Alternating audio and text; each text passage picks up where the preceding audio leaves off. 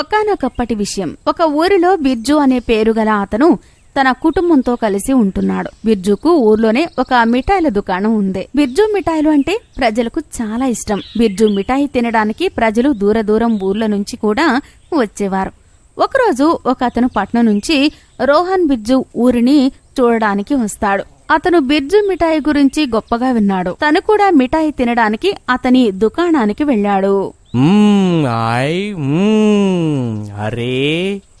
అరే ఇతని మిఠాయిలు ఎంతో తాజాగా ఎంత బాగున్నాయో.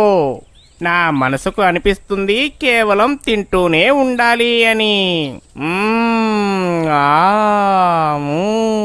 చూస్తూ చూస్తూనే రోహన్ బిర్జు దుకాణంలోని మిఠాయిలు చాలా తినేస్తాడు. మిఠాయిలు తింటూ తింటూ రోహన్ కు ఒక ఐడియా వస్తుంది. అరే ఇక్కడికైతే చాలా మంది మిఠాయిలు కొనడానికి వస్తున్నారు. ఇక్కడ స్థలాలు కూడా చాలా చౌక అనుకుంటాను. అయినా కానీ ఇది గ్రామమే కదా. ఎందుకు నేను కూడా బిర్జు మిఠాయి దుకాణం ఎదురుగా దుకాణం తెరుచుకుంటాను. బిర్జు దుకాణం అయితే చాలా చిన్నదిగా ఉంది. నేను ఒక పెద్ద దుకాణాన్ని తెరుస్తాను. లోపల కూర్చోవడానికి మంచి సదుపాయాలు కూడా కల్పిస్తాను. ఇక్కడ నా వ్యాపారం కూడా బాగా నడుస్తుంది. కొన్ని రోజుల్లోనే రోహన్ బిర్జు దుకాణం ఎదురుగానే తనది కూడా చాలా పెద్ద దుకాణం తెరుస్తాడు. కానీ రోహన్ దుకాణానికి తక్కువ జనమే వెళ్లేవారు. ఎందుకంటే బిర్జు మిఠాయిల రుచి దూర దూరపు ప్రజలు తిన్నారు కాబట్టి. ఒకరోజు రోహన్ ఇదంతా చూసి బాధపడుతుంటాడు. అరే ఇదేంటి? నాకైతే ఏమీ అర్థం కావటం లేదు. ఇప్పుడైతే బిర్జు దుకాణంలోనే ఎక్కువ మంది జనం ఉన్నారు. నా దుకాణానికి ఎవరు రాను కూడా రారు. రోజు మొత్తం ఖాళీగానే పడి ఉంటుంది. నేను నా పని వాళ్లకు జీతాలు ఎలా ఇవ్వాలి? ఇప్పుడు నా కరెంటు బిల్లు కూడా చాలా ఎక్కువగా వస్తుంది. ఓహో, ఇక ఇలాగే సాగుతూ ఉంటే నేను దివాళా తీయాల్సిందే. అప్పుడే రోహన్ మనసులో ఒక ఐడియా వచ్చింది. ఎందుకు బిర్జు మిఠాయిల్లోనే ఏదో ఒకటి కలిపేస్తే బాగుంటుంది కదా. అప్పుడే బిర్జు కస్టమర్లందరూ నా దగ్గరకు వస్తారు. ఇక అప్పుడు తన దుకాణం పూర్తిగా మూసేస్తాడు. అరే వా, ఎంత బాగుంది, ఎంత బాగుంది, ఎంత బాగుంది. ఇదే సరైన ఆలోచన. ఇలాగే చేస్తాను. నేను ఇలాగే చేస్తే చాలా తొందరగానే పెద్దవాడినైపోతాను. మరుసటి రోజు రోహన్ బిర్జు పనివాళ్లలో ఒకణ్ణి తన దగ్గరకు రమ్మని చెప్తాడు. బిర్జు పనివాడు రోహన్ దగ్గరికి వెళ్తాడు. చెప్పండి సార్, మీరు నన్ను ఎందుకు పిలిపించారు? ఏదైనా ముఖ్యమైన పని ఉందా ఏంటి? మీరు చప్పుడు చేయకుండా రమ్మని చెప్పారు నన్ను. నాకు నీతోని ఒక ముఖ్యమైన పని ఉంది. చెప్పండి సార్, నేను ఏమి చెయ్యాలి మీకు? విషయం ఏమిటంటే అది నేను చెప్పేది ఏమిటంటే, ఆ బిర్జు చేసిన మిఠాయిలలోని నువ్వు ఈ మోషన్ టాబ్లెట్స్ వాటిలోనే కలపాలి. అప్పుడు మీ దుకాణంలోకి వచ్చే కస్టమర్లందరూ మా దుకాణంలోకి వస్తారు.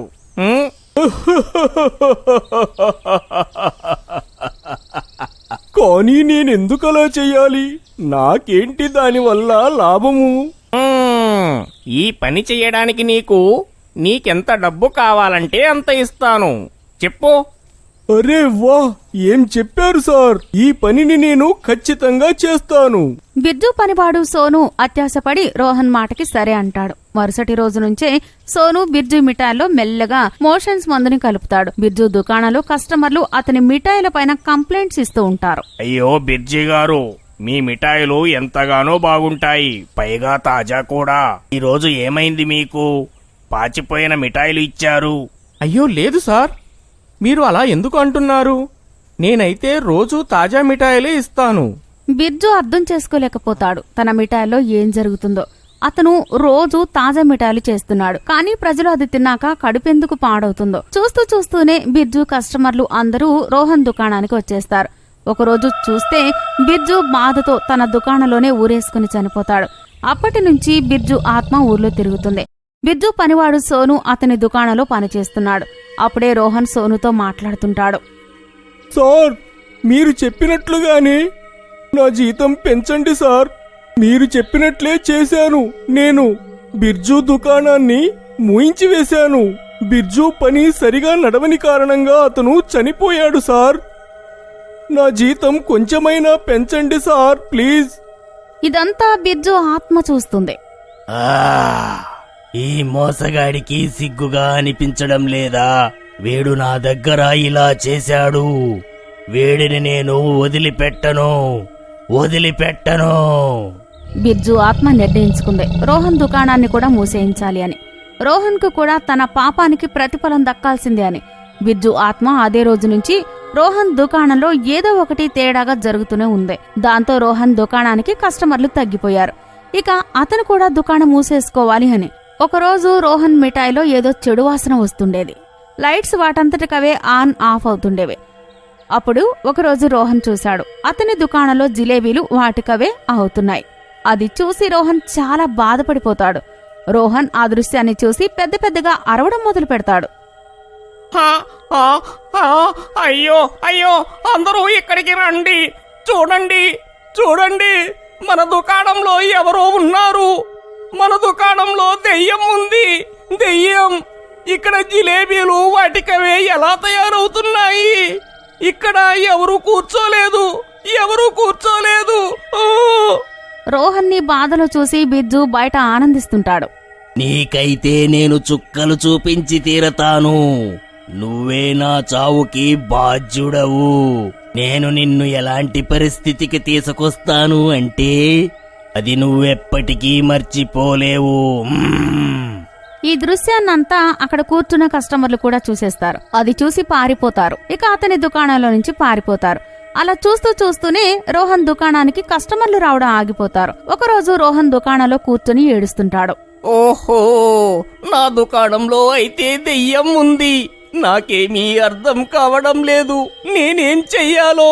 దీన్నెలా వెళ్ళగొట్టాలి? ఇలాగే ఉంటే నా కస్టమర్లు అంతా రావడం ఆపేస్తారు. నేను కూడా మా దుకాణాన్ని మూసివేయక తప్పదు. ఇప్పుడు నేనేం చెయ్యాలి? రోహన్ ఏడుస్తూనే ఉంటాడు. అప్పుడే ఒక పెద్ద నవ్వుతున్న శబ్దం వస్తుంది.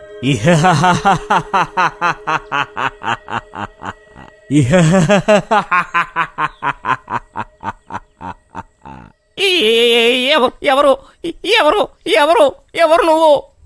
అప్పుడే బిర్జు ఆత్మ రోహన్ కి కనిపిస్తుంది. రోహన్ బిర్జుని చూసి స్టన్ అయిపోతాడు.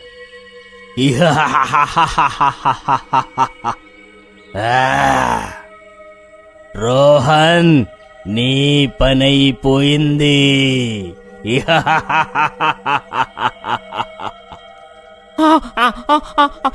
అరే బిర్జు, నేనేం చెయ్యలేదు. బిర్జు, నేనేమీ చెయ్యలేదు. నువ్వేదో నన్ను తప్పుగా అర్థం చేసుకున్నావు. నన్ను వదిలేయి బిర్జు, నన్ను వదిలేయి. అవునా? నువ్వేం చెయ్యలేదా? నువ్వేమనుకుంటున్నావు? నాకేం తెలియదనా? నాకు అంతా తెలుసు. ఈరోజు నేను ఏం చేస్తానో చూడు. బిర్జు, నువ్విది గుర్తుంచుకో. ఈ పనిని నువ్వు వదిలేసి వెళ్ళిపోతావు. ఎంతో బాగా సాగుతున్న వ్యాపారాన్ని నువ్వు మూసేయించావు. ఈ రోజు నా భార్య పిల్లలు ఎంత బాధపడుతున్నారు. ఆ బాధేంటో నీకు ఏమైనా తెలుసా? బిర్జు బిర్జు బిర్జు, నన్ను క్షమించు. ఇప్పుడు నేను ఏమి చేయగలను? నా వల్ల చాలా పెద్ద తప్పు జరిగిపోయింది. నన్ను క్షమించు బిర్జు బిర్జు. నువ్వు నీ మాటలతో ఎందుకు తప్పించుకుంటున్నావు రోహన్? నువ్వే చెప్పావు కదా నేనేమీ చెయ్యలేదని. నేను నా తప్పుని ఒప్పుకుంటున్నాను. నేనే నీ దుకాణాన్ని మూయించేశాను. నేనే సోను సహాయం తీసుకొని మీ మిఠాయిల్లోని మోషన్ టాబ్లెట్లను కల్పించాను. నాకు నా తప్పేంటో తెలిసింది. నన్ను వదిలేయ్ రోహన్, దయచేసి నన్ను వదిలేసేయి. అరే, అలా ఎలా వదిలేయాలి? నా భార్య పిల్లలు బాధలో ఉన్నారు. నాది ఎంతో మంచిగా నడుస్తున్న దుకాణం. నువ్వే దానిని మూయించేశావు. నేను నా తప్పుని ఒప్పుకుంటున్నాను. ఇక నువ్వు ఏది చెప్తే అదే చేస్తాను. నన్ను క్షమించు బిర్జు గారు, నన్ను క్షమించండి.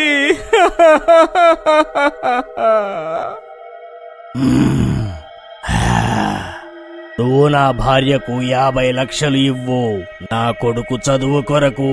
అప్పుడే నీకు విముక్తి. వాడు బాగా చదువుకోవాలనుకుంటున్నాను.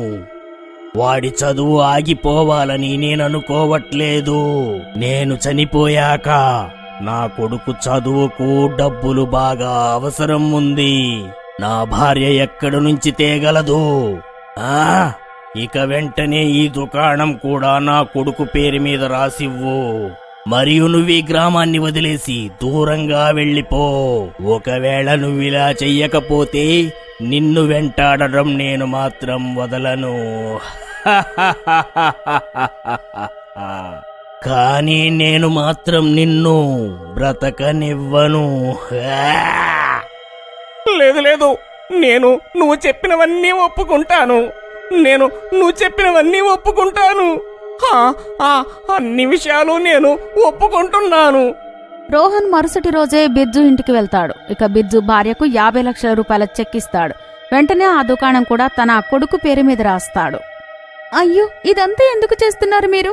అది ఏంటంటే మీ భర్త బిర్జు దగ్గర కొంత డబ్బు అప్పుగా తీసుకున్నాను. ఆయన చనిపోయారని తెలిసింది. నేను ఆయన అప్పు తీర్చడానికి వచ్చాను. అది విని బిర్జు భార్య చాలా సంతోషిస్తుంది. ఇప్పుడు తన కొడుకు చందన్ చదువు ఏ ఆటంకం కలగకుండా సాగుతుంది అని. కొన్ని రోజుల్లోనే బిర్జు భార్య రోహన్ దుకాణాన్ని బిర్జు స్వీట్స్ పేరుతో మళ్లీ తెరుస్తుంది. బిర్జు అక్కడికి వచ్చి రోజు తన దుకాణం బాగా నడవడం చూసి ఆనందించేవాడు.